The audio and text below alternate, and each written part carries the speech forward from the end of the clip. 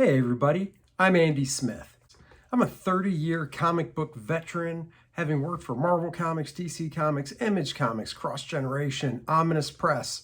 You name it, I've probably worked for them. And I do other things art-wise outside of comics in the field of advertising. I've also written some books on drawing comics you might have seen.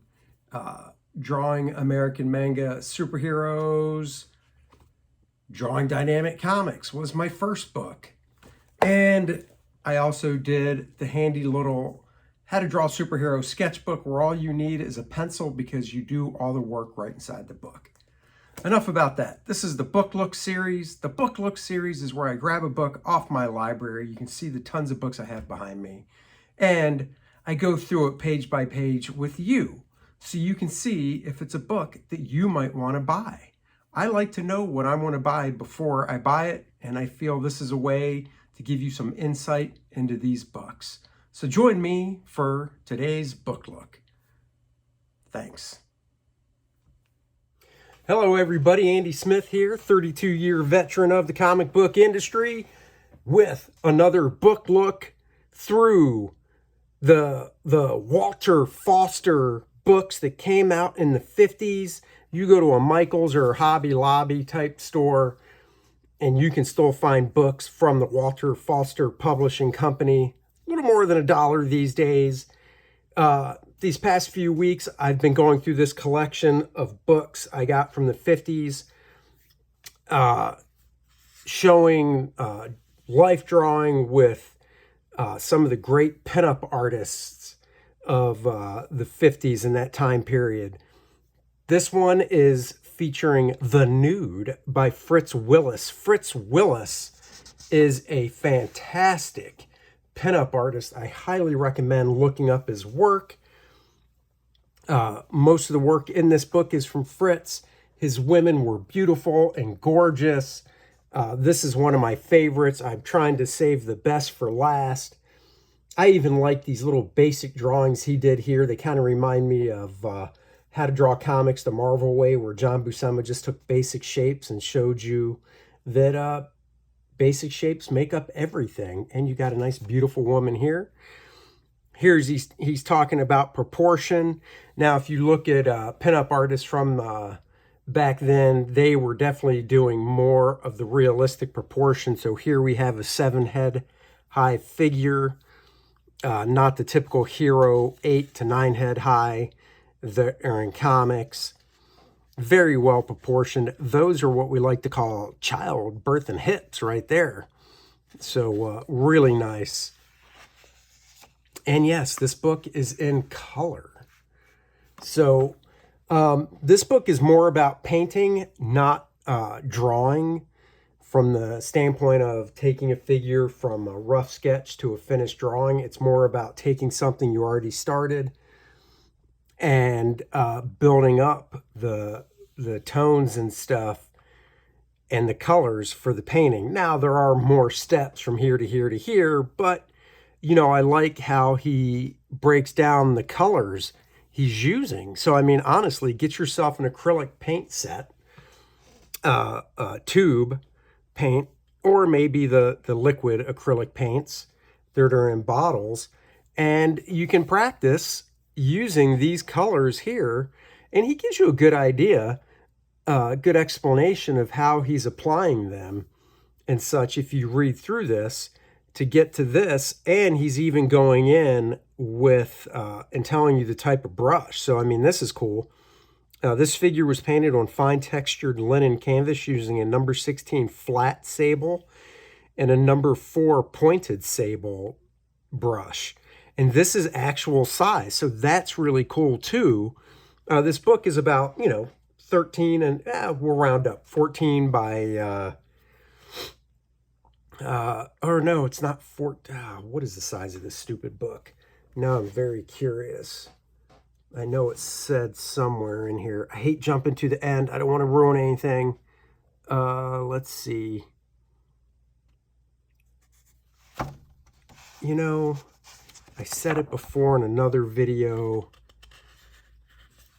I want to say it's, 14 by a little bigger than 11 by 14. We'll go with that. But that's cool that this is actual size right here. And I love how, you know, maybe because it was for this instruction book, I don't know, but he didn't finish the foot. But I think that's cool, seeing that. Same with the hand and stuff. All the focus is up in here. Here, I got to tell you, out of all these books, this is one of my favorites. I love the way Fritz draws the female form. The faces are just so pretty. These figures were roughed in on tracing paper with a sepia pastel pencil. The size and shape of the large masses was determined in the construction line used for finding the form. Just beautiful here. Just the face is so nice. Very classically drawn. After setting the roughs with a workable matte fixative, a new sheet of tracing paper was laid over the first, the drawing defined, and the props and drapery added. So that's cool that he sprayed a fixative so these wouldn't smear. Then he laid a new piece of tracing paper over top of these to tighten them up more. And it's cool. Here we go. Let's see. After toning the paper by rubbing sepia pastel powder over it with the chamois and fixing it firmly with several light coats of spray fixative, some color is added and the drawings are heightened with white chalk. I never know if it's chamois or chamois, whatever. You tell me in the chats. I'm sure I'm pronouncing it wrong like I do everything. And then just working up more colored chalk sticks, pastels, pencils, and opaque watercolor to bring the drawings up to the desired point of finish. The reproduction is actual size.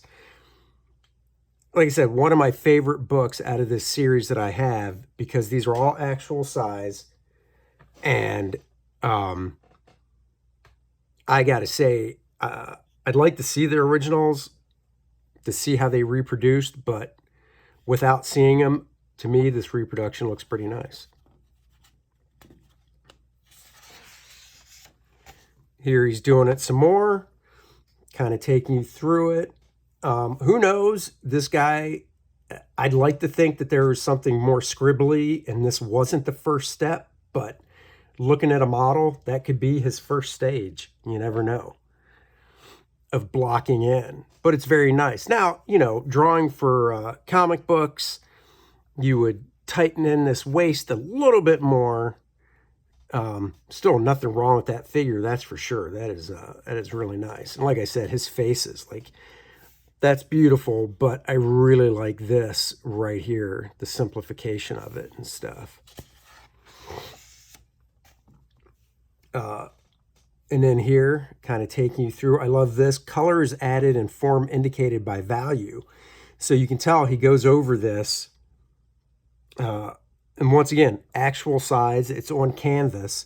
He goes over this with just lays in a color to kind of unify everything, because some of this base color will show through the final painting. So it unifies everything. I mean, he could have used a blue, a green. You can use almost any color for that base and paint over top of it, and it just unifies everything.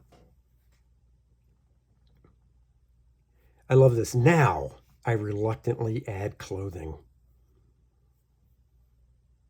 So that's cool that he got this and it's almost done. And he's like, now I'm going to put clothing over it, you know, and just very, very nicely done. I love the painting of this era where the thing she is sitting on, the footstool, whatever she's sitting on, is just really kind of flat and more graphic.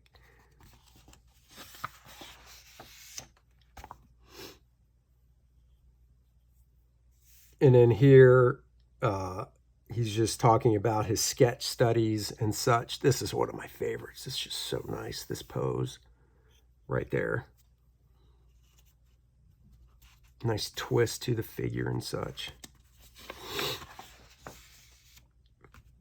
Actual size on fine textured toned linen canvas again. And then here he breaks down the colors. So he used Mars brown, burnt umber, cadmium green pale, titanium white turpentine with a few drops of sun-thickened oil for the vehicle, so that kind of thins up the oil paint. And then for the brushes, a flat 16, a flat number 10, and a number 2 pointed. And, of course, a good model. Ha ha ha. We are now making up a press run on several of Mr. Willis's beautiful girls printed on good quality stock with wide 3-inch mat ready for framing. Oh. And it even goes through the prices for back then. So that's pretty cool. Very nice. Very nice. Again, I've said this before, I will actually do contours like this when I draw, so you get a sense of where the form is going. So if you're wrapping a boot, pant leg, shirt, whatever around the form, you know how it should go.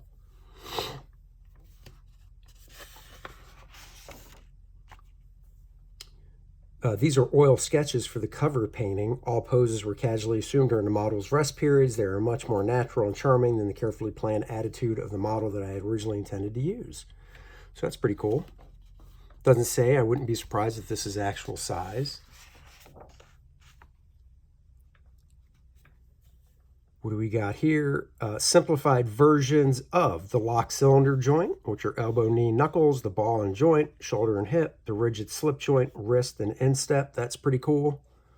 Nice twist, nice subtle twist to that figure. Once again, I just love the face construction he has going on here. Another step-by-step of the painting, which is cool. This book, for being a little over 30 pages, has quite a few step-by-steps. This is actual size. The drawing is strengthened with heavier lines, refined a bit, fixed with a light spray of workable or matte fixative. The rectangular shape in the background and music sheets on the floor serve to anchor the composition and keep the figure from floating in air. That's cool. He's talking about his base color, and then this is colored pencils and chalk on white bond paper. Just gorgeous here. And titillating, if you will, with the guitar, because you're like, ooh, I'd love to see you without that guitar. Some more pencil studies here. Love the turn of this leg like that. Very nice. And I love, I don't know how well it shows, but the watch here, pocket watch, and you can see the setup lines for the ellipse.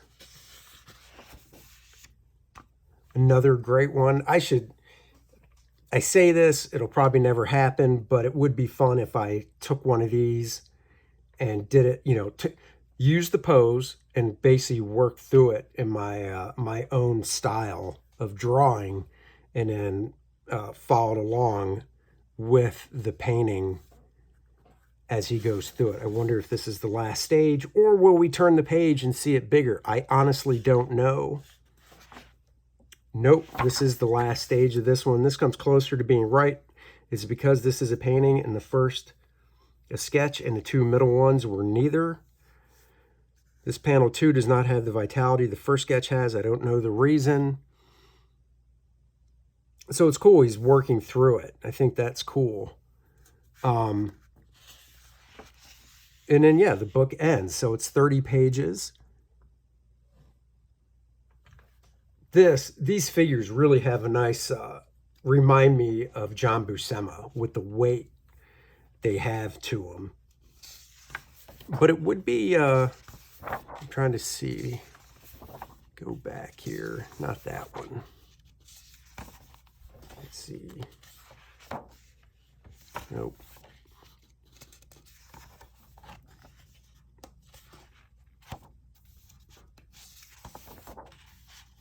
This one would be kind of neat, but where's the one? You know what? It's the very first one, I think. Let me see. This one, I don't know. Maybe if I find the time, because I definitely have, And even if I don't, I can go get a 16 flat brush, no problem, and a 4. And I'd use synthetic. Back then, synthetics probably sucked if they even had them. But these days, synthetics are great. So I could get a 16 flat sable and a 4 pointed, get a piece of linen canvas, and work this up in my style, and then use these colors here and try. I don't know. I haven't painted in years. Who knows? Man, that is just gorgeous, especially for being that size. So that has been the book look of The Nude by Fritz Willis from around about 1950. Next week, we're going to be doing another Fritz Willis book. This is number 96. This is number 117, The Model by Fritz Willis. Oh, next week is going to be a good one. He probably goes into more drawing and stuff in this one. 44 drawings and paintings from The Figure by Fritz Willis, 16 pages in full color. Just to tease you a little bit of what's coming next week. Yes, this will be a fun one to do. Guys, thank you for joining me on this book look featuring The Nude, a Walter Foster publication. I think these things would do fantastic in reprint if they ever decided to do a reprint. I think these would be great to do. I think they'd make some money. Anyhow, thank you for joining me. I'm Andy Smith, 32-year veteran, Marvel, DC, blah, blah, blah. You saw the intro. Guys, Kor-Drath is the current campaign I'm doing. It's a 76-page graphic novel, perfect bound, no staples. Nice book for the bookshelf. If you like Conan, Game of Thrones, Dungeons and Dragons, what can I say? You will love Kor-Drath. I guarantee it. The links are in the description below. If you go to the one that is Kor-Drath.com, you can actually read the first 11 pages of the book. The campaign page on Indiegogo has the first 8. We are climbing towards 90,000 with both campaigns that I ran. Indiegogo shows 80,000 and change, but I ran one on Kickstarter, so we're actually over 85,000, going towards 90 for the next stretch goal, featuring the Necronite playable character card, because Kor-Drath, not only can you read the book, you can play the game. It's a role-playing game. Dennis is writing a fantastic 24-page game module. So check it out, guys. It's because of all you backing the book and watching these videos that allow me to bring that to you. Thank you again, and I'll see you next week when we go through Fritz Willis's The Model. Take care, everybody.